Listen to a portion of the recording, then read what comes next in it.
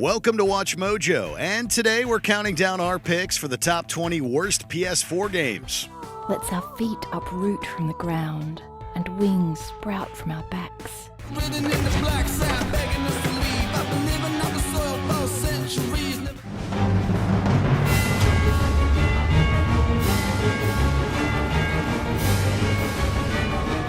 For this list, we'll be looking at a batch of Sony games that aren't even worth playing when they are free. What is the worst PS4 game you have played? Let us know in the comments. Now on to the 20 biggest letdowns. Number 20, Cartoon Network Battle Crashers.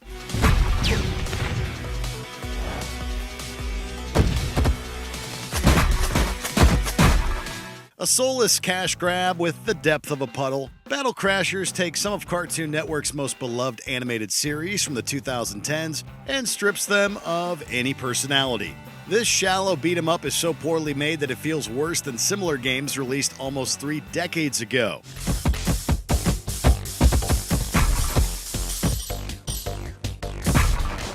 Battle Crashers throws out 6 unbalanced playable characters who endlessly recycle a tiny pool of moves as they impotently smack their way through a string of lifeless levels. If that wasn't bad enough, Battle Crashers forces certain levels to be replayed in an artificial attempt to extend the game's runtime. Thanks for nothing.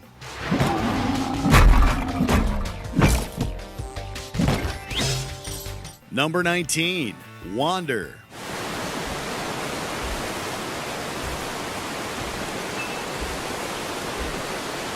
The best laid plans amount to nothing if the execution is off. Wander seeks to be an MMO about simply existing in a fantasy world rather than changing it. The game features no combat or conventional quests. The goal is to explore the world as 4 separate species while learning the local language and picking up some bits of lore.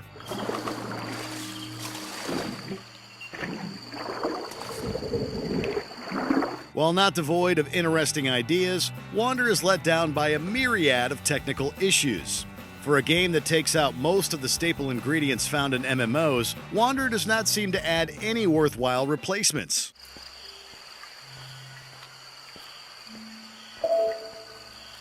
Number 18, Motorcycle Club.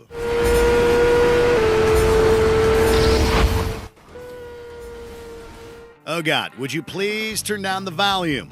Aside from its audio that seems to think just by blaring out sounds it's adding to the illusion of an actual race, this title commits the greatest sin of its genre. The driving mechanics are just plain bad.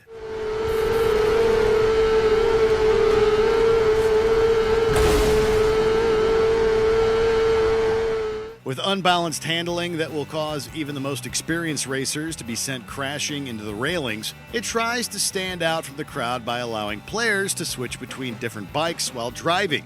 However, this only serves to disrupt things further. This one club you're going to want to leave ASAP. Number 17, Outbreak The New Nightmare.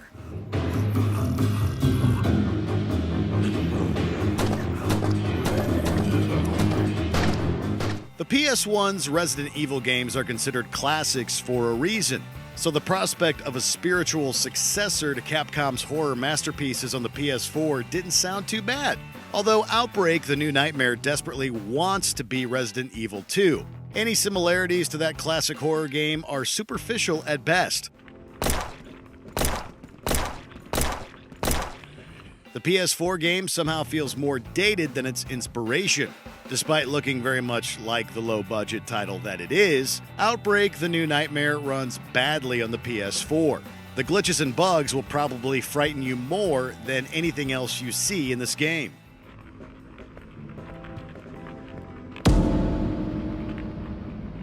Number 16, Homefront The Revolution. You got here. Ethan Brady.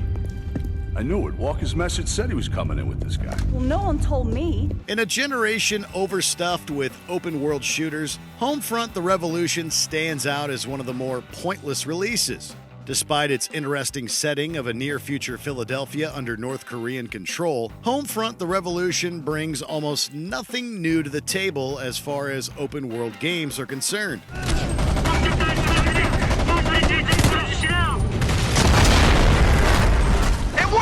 If nothing else, the impressive feat the game could claim is that its original version had more technical issues than most of its console contemporaries. Homefront The Revolution's story also fails to fully deliver. The game's fascinating premise is undermined by dull characters, weak writing, and boring quests. I don't think I'll be seeing you again. Number 15. Yasai Ninja.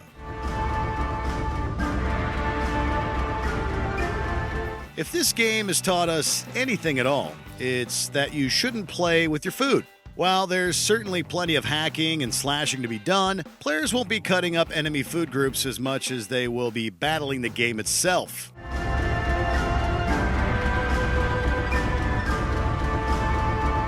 With its diabolical camera, ridiculously limited controls, ugly textures, poor audio, and anger-inducing platform stages, the game's bland cast of characters would have been better off as ingredients.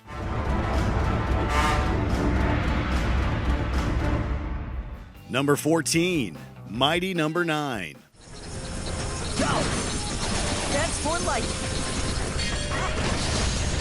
Bring it on! Born out of a successful Kickstarter fueled by a love for Mega Man, Mighty Number 9 looks set to fill the void left by Capcom's at the time dormant franchise. While Mighty Number 9 sought to be a spiritual successor to Mega Man, it plays more like a poor man's knockoff. Bring it! That's for light. We wish that the game's underwhelming visuals were the only problem. But outside of a few brief moments provided by the decent combo system, Mighty Number 9's Beck is plainly not fun to control. Mighty Number 9 is just a depressing successor to a fun and legendary series. Good! Number 13. Godzilla.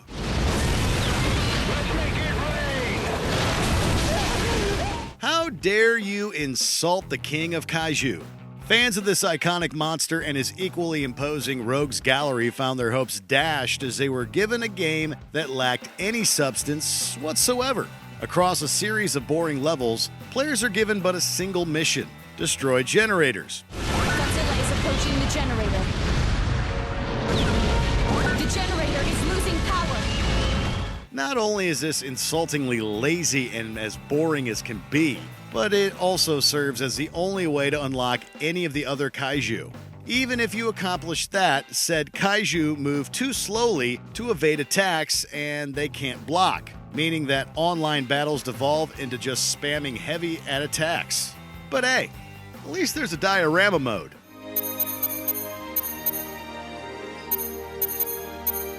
Number 12. Alekhines Gun. Fear is an excuse for what we do. And if all those missions, the sacrifices.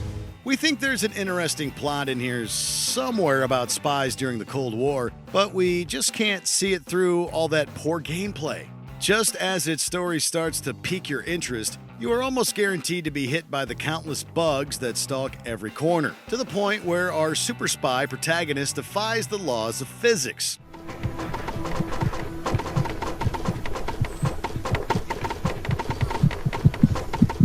And don't get us started on the incompetence of the enemy AI, who seem to forget all about you if you just move ever so slightly out of sight. This is one title that should have remained out in the cold.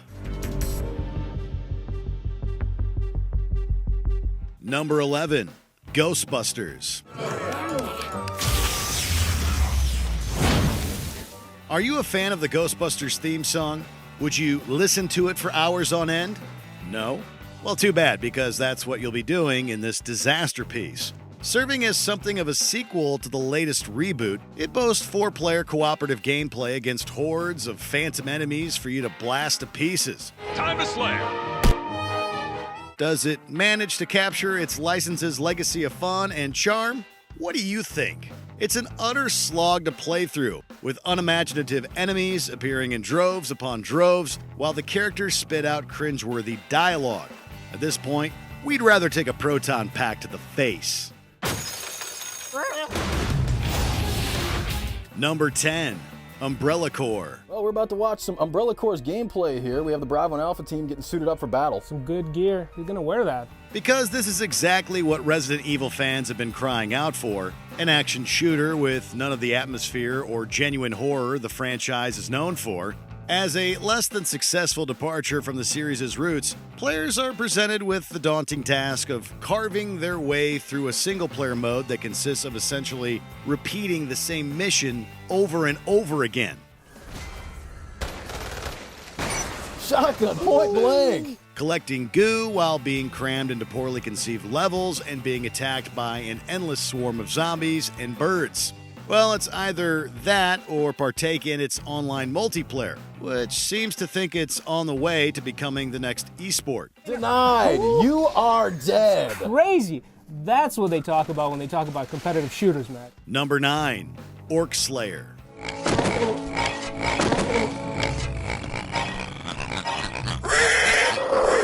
Fun can be had in mindlessly destroying thousands of enemies, as long as the core gameplay loop is satisfying. Unfortunately, Orc Slayer is mostly just frustrating and, worst of all, boring.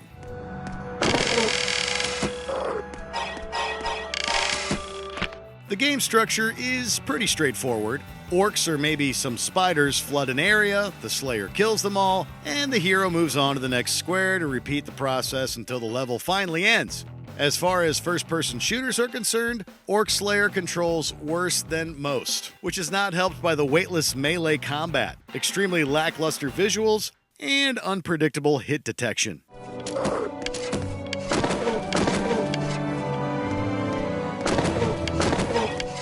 Number 8. Remothered, Broken Porcelain. What are you talking about?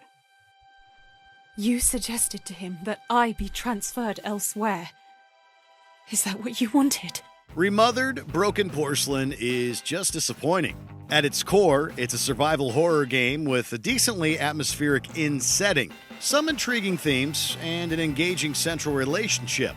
Unfortunately, all of the game's potential is buried underneath bugs, a convoluted narrative, and frustrating controls. We are. In Remothered, Broken Porcelain, running away and pulling off stealth attacks are the only means to survive against various monsters. This task is made infinitely harder by the protagonist's unresponsiveness and the AI's unfair nature. Remothered, Broken Porcelain's numerous issues ruin what should have been a solid follow-up to 2018's Remothered, Tormented Fathers. Maybe because I don't have one anymore. Number 7. The Quiet Man.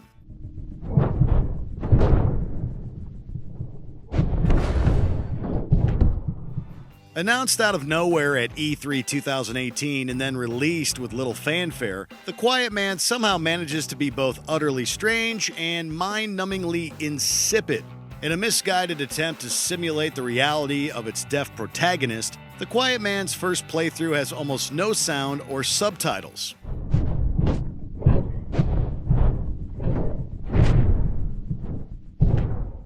This experimental approach to storytelling makes it absurdly difficult to follow the plot. It also doesn't even make sense from a framing perspective because it seems the main character is following the story without any issues. While the sound was eventually added to the narrative, it only confirmed the fact that The Quiet Man's story is pretty bad.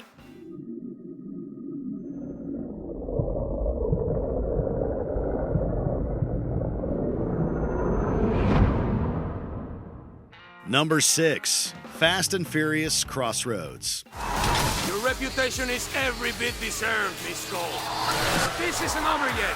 Your boyfriend isn't up to your same high standard. The Fast and Furious franchise should not be that difficult to adapt into a game. Just make up a quick story about family, add a few dozen cars, and let Vin Diesel be Vin Diesel.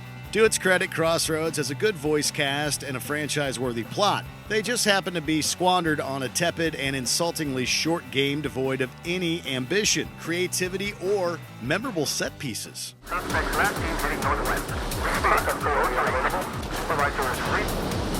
Crossroads mainly consists of a series of cutscenes broken up by gameplay segments that, in most halfway decent games, would be the filler driving sections between missions. When the driving doesn't feel good in a Fast and Furious game, you know something's gone wrong.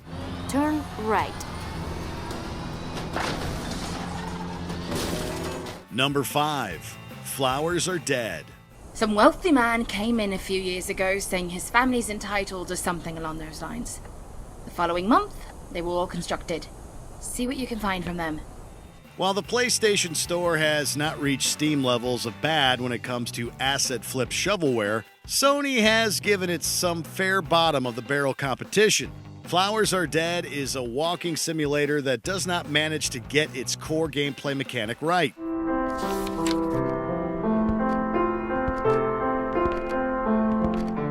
When the simple act of walking is a pain, that doesn't exactly inspire a lot of people for the rest of the experience. And we can assure you that Flowers Are Dead never threatens to surpass its low expectations. An ugly and broken title that only just about qualifies as a game, Flowers Are Dead is so fascinatingly awful that it's only good for a laugh. We'll be parting ways soon, but before we do, give me a recollection of times you were with Ariel. Times that were the best. Number 4. Afro Samurai 2, Revenge of Kuma.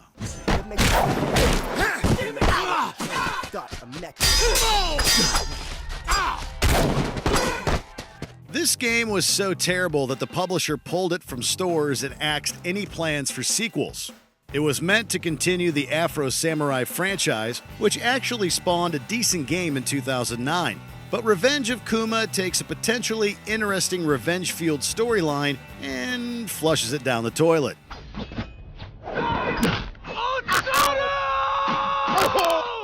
Putting aside a decent soundtrack, the game drops the ball in nearly every other area. The story presentation is awful, its combat is disjointed, and the camera is unwieldy.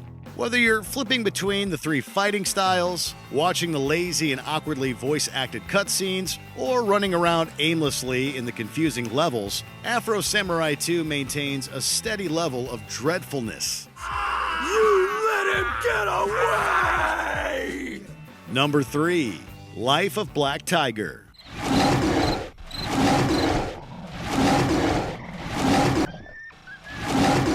Even back when this was just a title for Android and iOS, the Black Tiger was a disaster of a game. So, what madman thought that a direct port to PS4 would work? The results of this unholy porting experiment paints this as possibly one of the worst in modern gaming.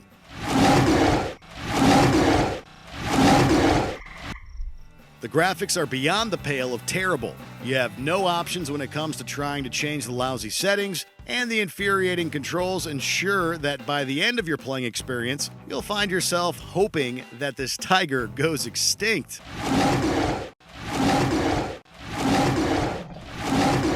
Number 2. Tony Hawk's Pro Skater 5.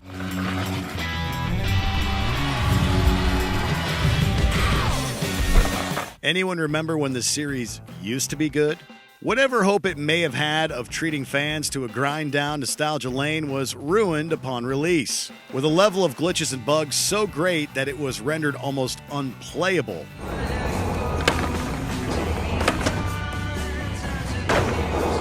If you can somehow get past how your skater suddenly starts randomly levitating after every crash, then all you'll find is a bare-boned gaming experience filled with overly simplistic missions and none of the thrills that came from its earlier entries.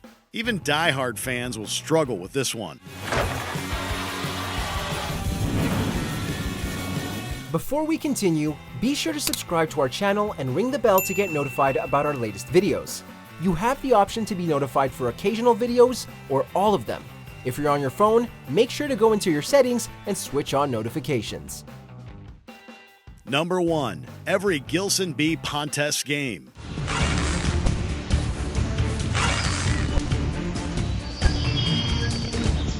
It takes dedication and an unapologetic refusal to compromise to consistently help create one of the worst games of any given year. It's an unfortunate skill that Gilson B. Pontes has mastered. The PS4 is home to 4 of his projects, all of which are trash in mostly the same ways.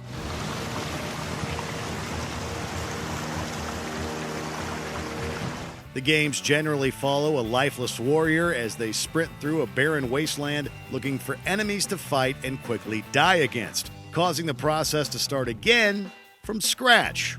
There is no discernible reason for anything that happens in these games. The only thing these titles do well is provide plenty of examples of hilarious video game design, and that's about it.